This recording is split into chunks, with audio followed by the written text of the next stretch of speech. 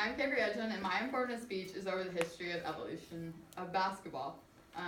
From 2 half-bushel peach baskets to a multi-million-dollar industry. I'm going to talk about the background of basketball and how it has evolved and impacted the world around us throughout its history. This relates to you because the way the sport has evolved has brought millions of dollars to the cities all over the country and allows their economies to flourish.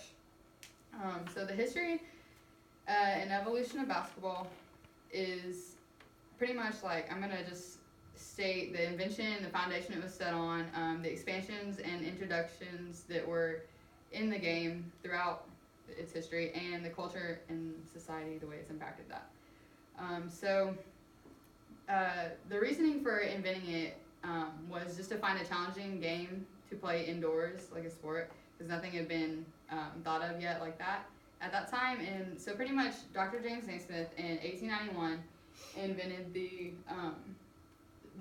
sport of basketball, and he nailed 2 peach baskets to the balconies of the YMCA school that he taught at.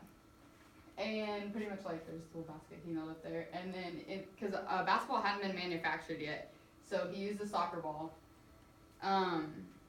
in that. And so then after he pretty much came up with the idea and what to use, he started out with the basis of 13 rules. So the original 13 rules, here's just some of them. 1, the ball may be thrown with one or both hands. Another one, the ball may be batted, but never with the fist or foot. And another one, a player cannot run with the ball. The player must throw it from the spot on which he catches it. The third one, it states in more detail that there's an allowance if the person's running and they catch it and they stumble a bit, it's okay. But now in today's rules, if we catch it and we stumble, it's a walk and the opponent gets the ball. So pretty much these have like changed. Some of these have stayed pretty true to what they were, but a lot have changed pretty drastically.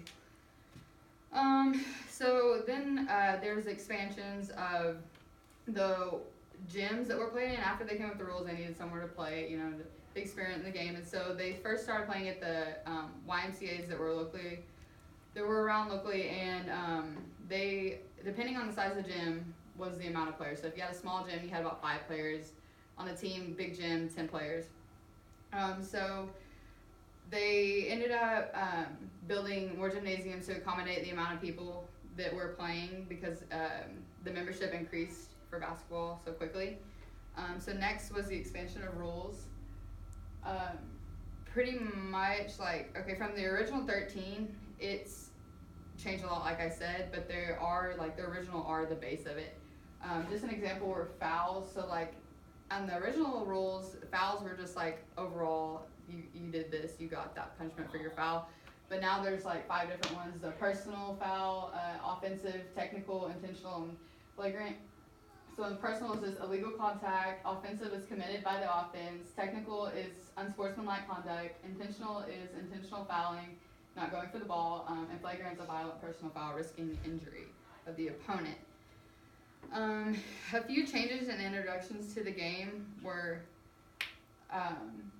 wire rims and nylon nets. So I showed you how they use peach baskets. Well, eventually they decided to replace the peach baskets with wire rims, because after you shot it, they were having to climb up with a ladder and get the ball out of the basket.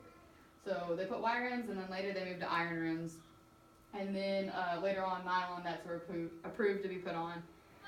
After that, backboards were introduced and basketballs were introduced, and many different companies manufactured different kind of basketballs from there's a whole bunch of different ones that were made until today's. And then one major thing introduced into basketball was the introduction of women's basketball. It was introduced in 1893. And so, the first high school women's practice, men weren't allowed to go in there just because they didn't want, outside opinions, didn't know what was going to be thought of that women were actually playing. And so we started out with, being able to play half court, and eventually led to full court. And now we have, collegiate teams and high school teams, obviously, and even led to professional and Olympic teams for women. So then there are some negative and positive impacts on what basketball does for culture and society. Some positive impacts are economic revenue coaching, role models, college education and jobs, just economic revenue I kind of went over about bringing money to the cities and stuff, like the Chesapeake Arena in Oklahoma City, where the Thunder play, is a good example, because like you think of all the people that go buy tickets there, and they're spending money on gas, they're spending money on restaurants and hotel expenses and stuff, and then it's bringing people from other places in, and they're spending money on that, so it's just helping that economy thrive. Coaching is another positive impact. It's just like coaches have a big impact on kids that come through their program, and so by influencing them and maybe helping them throughout their lives just to get ready for the real world and stuff. And then role models, you see Steph Curry, he's a good Christian role model for athletes every time he scores or whatever he points up, and so that's just something to think of. And college education and jobs kind of go together. Some people come from homes that they can't afford to go to college and stuff, and so I think basketball is a way out of that, where if you work hard enough, you can go to college and get a free education, and from that you can get a job. From getting your education, you can get a job, or you can pursue your job in basketball as a professional basketball player. So negative impacts are performance enhancement drugs and role models. I also put role models on negative impacts because I think that although there are people that are positive or good role models, there are people that can be negative role models and do things that may influence kids to do things they probably shouldn't. And performance enhancement drugs is just, and drugs altogether anyways, I think people can get caught up in that, just use their name as the professional athletes to get away with that kind of stuff. So pretty much I just went over the evolution and history of basketball, and I explained the invention of the game and the foundation, and I discussed how the game expanded and what new things were introduced. And lastly, I discussed how it impacted the culture and society over the years. Because of the invention of basketball, we now have another enjoyable way to spend our time, whether it be watching or playing. It has impacted our surroundings and us in a few different ways, and we have Dr. James Naismith to thank for that.